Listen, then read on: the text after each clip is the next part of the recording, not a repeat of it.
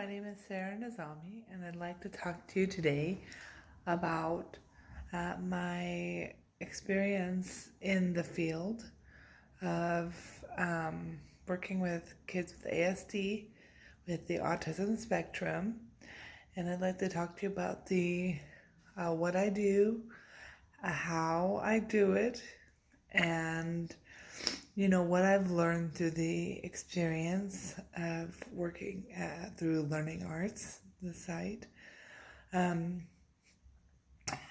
training in the role of a behavioral technician. So each kiddo, well, that's what we call them, each kiddo works on the spectrum. We'll be having a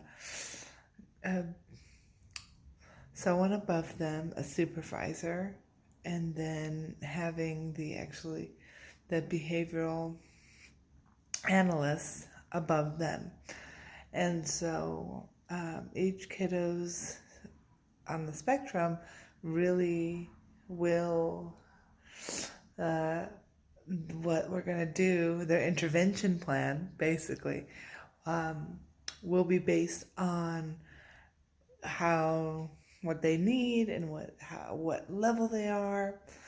So I've had an experience, really interesting experience, with a kiddo on one side of the spectrum, and then a kiddo on the other side of the spectrum. So one that's really, really high functioning, and then another kiddo that is lower functioning.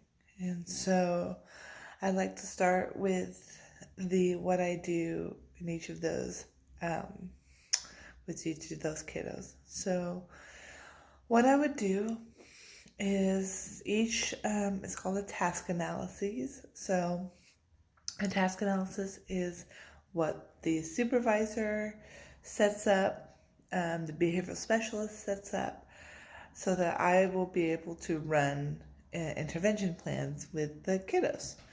So if the behavioral specialist sees that the kiddo does not show emotional reciprocity, doesn't really interact with kids on the playground, doesn't really know how to respond and actually have a conversation with another kiddo, then that would be something we'd work on.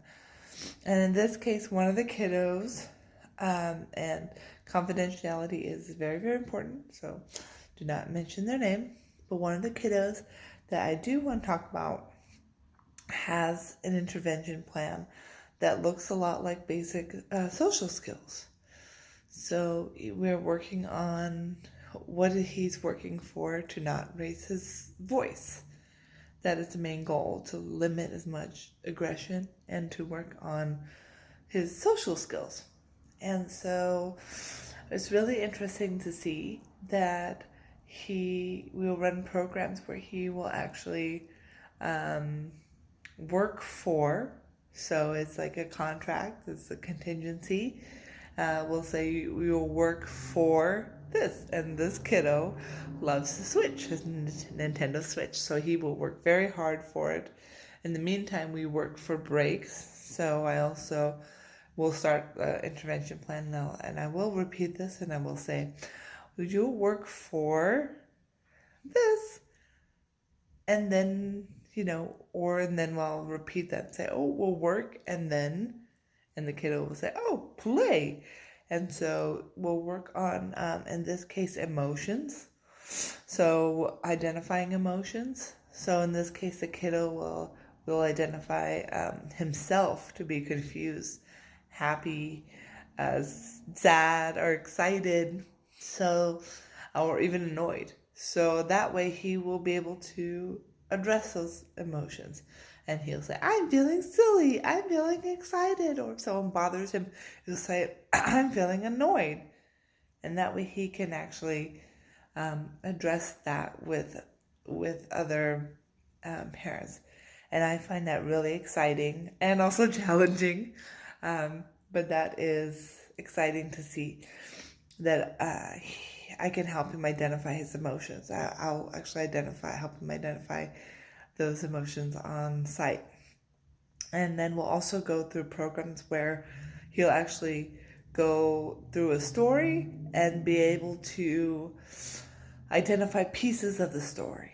And we'll run programs where he has to work with money and counting change and being able to total it, and also working with clocks. So social learning, um, cognitive skills. And the other kiddo, who's on the other side of the spectrum, um, does the same thing. He'll work for, and he really loves his breaks.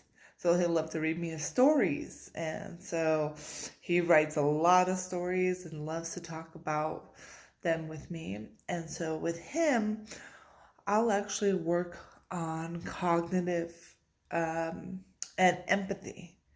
So those are the things that he will have to work on. And so we'll actually work on him being able to show kindness to others. And so we'll go through scenarios where there's a kid and we'll put our arms down. Sarah didn't have her lunch today, and we'll make the face, we'll model. And it's called modeling and role playing and rehearsal, and we'll actually show him what it looks like. And which each of the kiddos, which is also a challenge, is we have to prompt them. We have to prompt them immediately. It's called errorless learning. And we'll prompt them to be able to say, hey, this is what you need to do right away. You need to call 911 right away in this case. So those are just an example with his emergency protocols, where he has to figure out what to do with an emergency and what to do with strangers also. And so those are little things that we're running, and conversation starters, how to properly start and end in conversation, which is really exciting. And so I feel with this site, the most challenging thing is that they'll put you out on the field right away, and that you have to learn, differential programs where you're putting tons of information all at once, and then also generalizing, which is another key term. And we'll have to learn to help the kiddo generalize information, that he'll be able to use it at home and say, okay, I use a spoon and fork at home, but I also will use it at a restaurant. And so when that happens, that's called generalization. And we'll go through, extincting behaviors, which is removing them, and also, dealing with other types of behaviors. So working in this field that's the challenging thing. It's working with behaviors. It's prompting. It's the challenge. It's an exciting challenge to be able to help a kid overcome these steps, and just watching them. That's the most satisfying part, is watching each kid, show kindness. I had a kid, the higher functioning kiddo. He actually looked at me and said, I like looking at your face, and this completely changed me inside. I did not know much about kids with ASD, but I know that they are sweethearts. They'll hug, and they're loving, and they're so kind. And I found it so rewarding, which overwhelmed me. Although there were challenges, I felt they were satisfying. And so to see this kiddo also, he, without me asking, he put this table that we were working with away. And so it's small, rewarding, small things that are rewarding, but it's very challenging to stop and think, hey, these are very small steps. Just putting a table away is very small. So I want to say that this has been a great experience.